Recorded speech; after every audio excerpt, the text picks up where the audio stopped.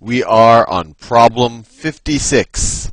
Scott is constructing a line perpendicular to line L from point P. Fair enough.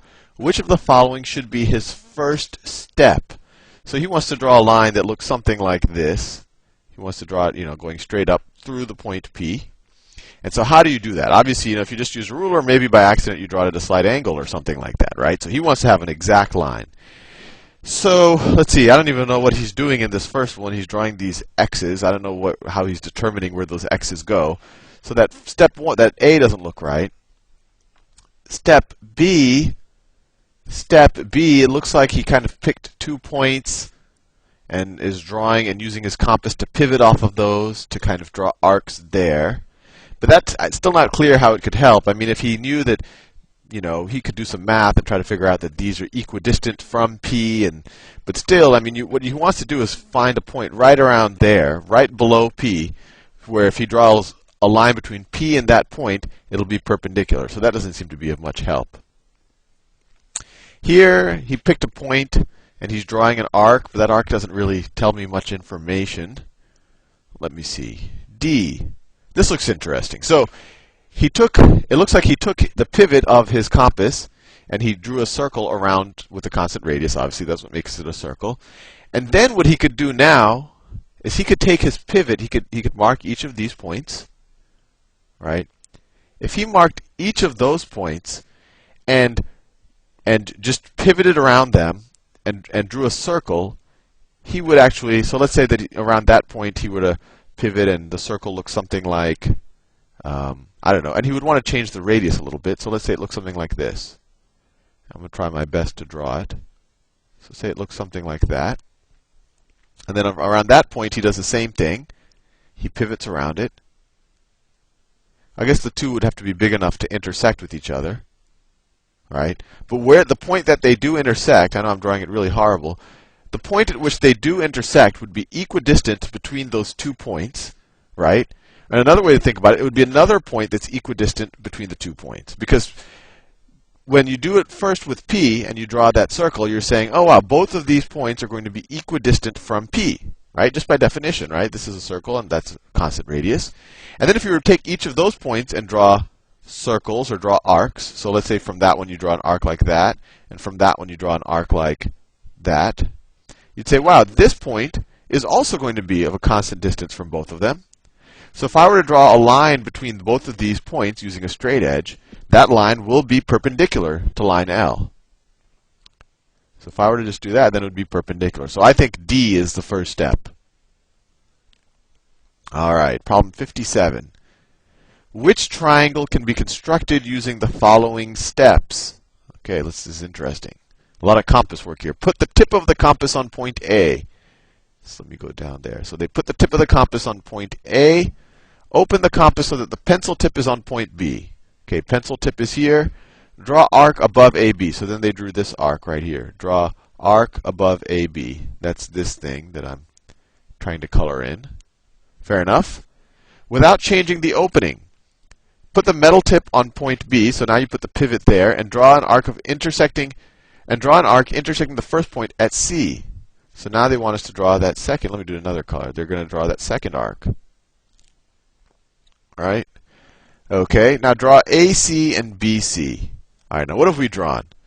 So when you draw this first arc, I mean an arc, it's what they drew is really a semicircle, right? The radius is constant. So if the radius is constant, you know that this distance right here, that distance is going to be equal to this distance, right? They're just both radiuses of this semicircle or of this arc. They're just radiuses, right? They're equal to the length of the opening of our compass. So that's going to be equal to that. And then when you put the pivot here and you keep the distance the same, so now the pencil edge goes here, right? The distance is still there. And now when you do this arc, you now know that this length is equal to this length because now they're both radiuses of this second arc. So now you know all three sides are equal, so we have to be dealing, this is an equilateral triangle. Equilateral, D. Okay. The diagram shows triangle ABC. Fair enough. Which statement would prove that ABC is a right triangle? is a right triangle. And just eyeball, I mean, this is clearly not a right angle. This is probably the right angle for the right triangle. And this is something that maybe you learned in algebra class, and if you didn't, you're about to learn it right now. That if I wanted to find, and I'm looking at the choices, they talk a lot about slope. So if I want to find, if I just have a line, let's say here, and it has slope m, and I want to say what is the slope of a line that is perpendicular to this line right here, well it would look like that, right? It would be perpendicular, it would have a 90-degree angle, and its slope would be the negative inverse of this first slope, right? So if the slope from A to B, is a negative inverse of the slope from B to C, then we're in business. Then these are definitely perpendicular, at least line segments, and this would be a 90-degree angle. So let's see. Slope A, so what did I say? Slope AB, or we could say slope BC, slope of segment BC should be equal to the negative inverse of the slope from A to B. See, if we multiply both sides of that times the slope AB, you get slope AB times slope BC is equal to -1. I just multiplied both sides of the equation times slope of AB. And if we go here, choice B is exactly what we wrote right there. Next problem, 59. Figure ABCO is a parallelogram. Fair enough, that's parallel to that, and that's parallel to that. What are they asking us?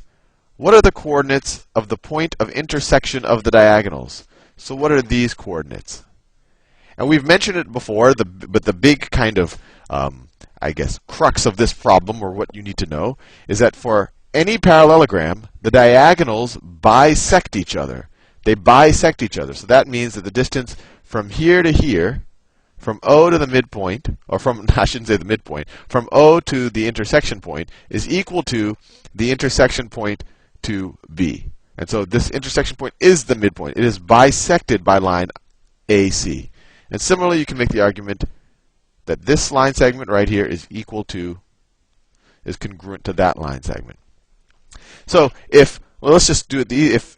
If we want to find if this is really the midpoint between O and B, then we just have to find the midpoint of their coordinates. And the way to find the midpoint of two coordinates is actually very intuitive. You just average the coordinates, right?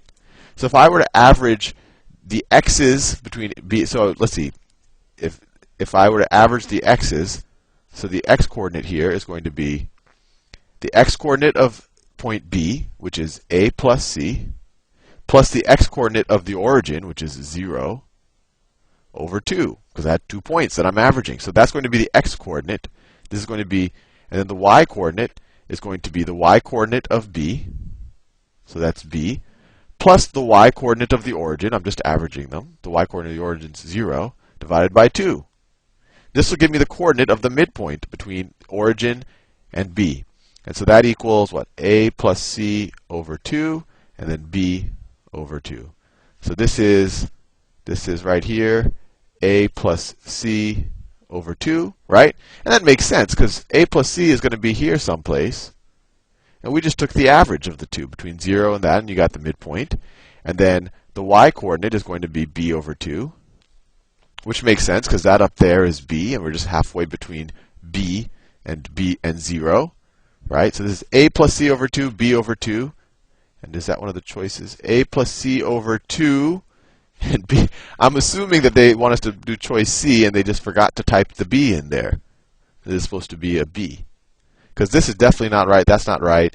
And we know that this is right, but it's not A plus something over on the side. It's just B over 2 on the y coordinate, so that's not right. Alright, problem 60. I tried to squeeze it in. I don't know if you can see the whole problem.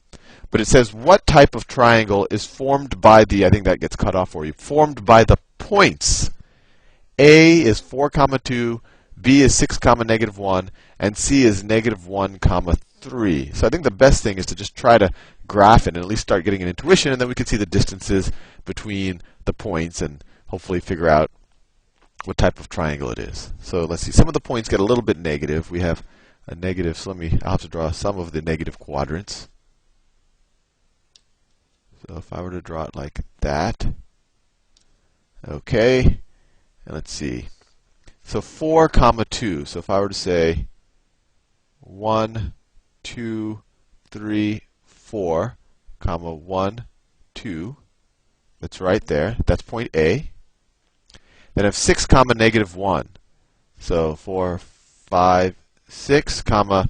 -1 is right there. That's point B. I don't know if you can see it down there.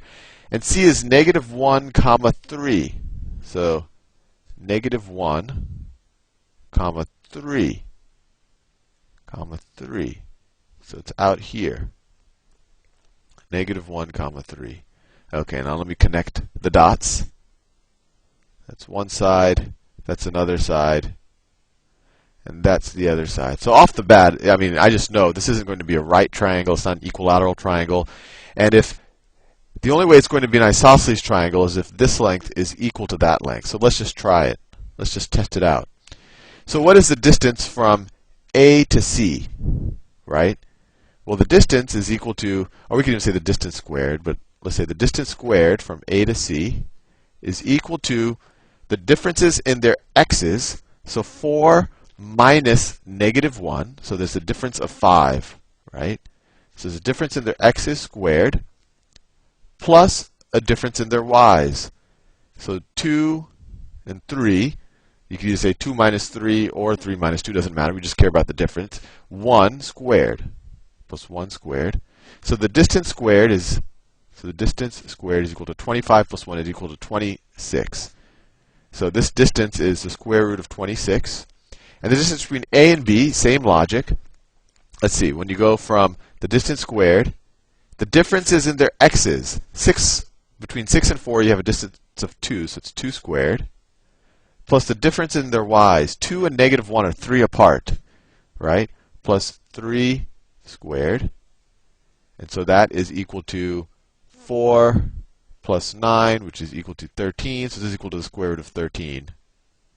Okay, and this number down here, you can figure it out. It's going to be bigger than both of them, right? You can just look at it and say that. So this is definitely a scalene triangle. All of the sides are different. Anyway, see you in the next video.